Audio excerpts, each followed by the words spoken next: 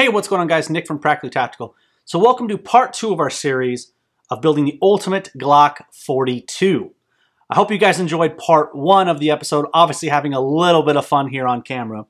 But let's move into what's in front of you guys here on the video, and let's talk about a few things here. So I have a stock Glock 42, and I have my Glock 42 that's been done up by ATEi and Chad at Sweaty Muddy Bloody. What I also have for you guys here is when I carry my Glock 42, here's the Glock 42 related components of what I carry. Number 1 right here would be I have the ATEi Critical Defense 90 grain ammo.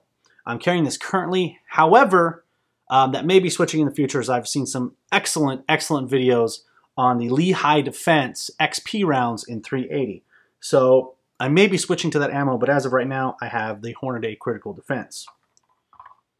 Next up is the ATEi Tactical Sheepdog holster. You guys know I absolutely love ATEi Tactical. I love the holsters that he makes.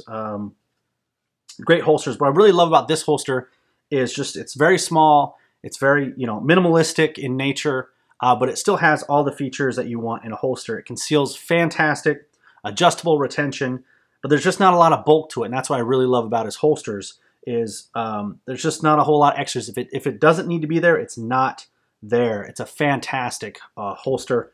So you can see that here. That holster is in. It's not going anywhere. Very easy to draw out. So another added benefit here is if you guys are interested in a Glock 42 inside the waistband or any other product from ATEi Tactical, if you place an order and use code PRACTAC10, so PRACTAC10 in all capital letters at ATEitactical.com, you guys can get 10% off your order as well. So please go to ATEitactical.com and don't forget to use PRACTAC10 on your order. So another part of my Glock 42 EDC would be I carry the flush round when I carry it, and I also carry an additional pinky extension 42 magazine as well. It does not hold or add any additional rounds. It's just there for basically the pinky, but that is what I carry right there. So let's go ahead and move on to the actual comparison here and looking at and breaking down the handgun. So what I'm going to do here is I'm going to remove the ATEi gun first here. I'm going to talk about what, in my opinion, are the 3 main issues with a Glock 42. Number 1 is grip. The pyramid grip that they have on here is, in my opinion, just not enough. There's not a whole lot of texture or grip to it. Again, this doesn't feel like sandpaper or any grit or anything. It just feels like there's a small bump. Again, it basically, if you rub your finger over the logo and this, you know what, it feels exactly the same. There's just not a whole lot of grip on this gun. And a compounding issue with that would be such a small gun, grip is already going to be hard, and with just not enough texture or grip on the gun, it can make it a little bit difficult to use. The next part would be the slide serrations that are on the Glock 42. They're only in the rear. They are not very deep. Now I can understand Glock with that. They're probably not going to put them very deep due to the fact of the slimline nature of the slide. So they're very minimal, they're not very long, and they're not very deep. That is an issue I see in this gun. And as well, there's no front cuts as well, which would be nice if you ever have to press check or do any sort of slide manipulation. The last issue would be, again, with all Glocks here, would be the sights. It comes with a standard plastic sights. Obviously, these can be broken off. There's countless videos and people running their Glock sights that just break off. So those are the main 3 issues that I see with the Glock 42. Let's move it off here, and then let's take a look at the ATEi Glock 42. Number 1 here, first thing that sticks out is obviously the stippling work. This was done by Chad at Sweaty Muddy Bloody. This is the carry stippling package that he offers. So it's not super aggressive, but I can tell you what, this gives you so much more grip on this gun than the stock pyramid type of grip you get on the Glock 42. Massive upgrade on this gun. You can feel this gun in your hand. You can feel the stippling. You can feel it. It is a fantastic stipple job. Again, very clean lines. Very clean around the logo there. We'll do some close-up shots in here as well. Absolutely fantastic stippling job. And here's another huge thing he did to kind of combat the grip.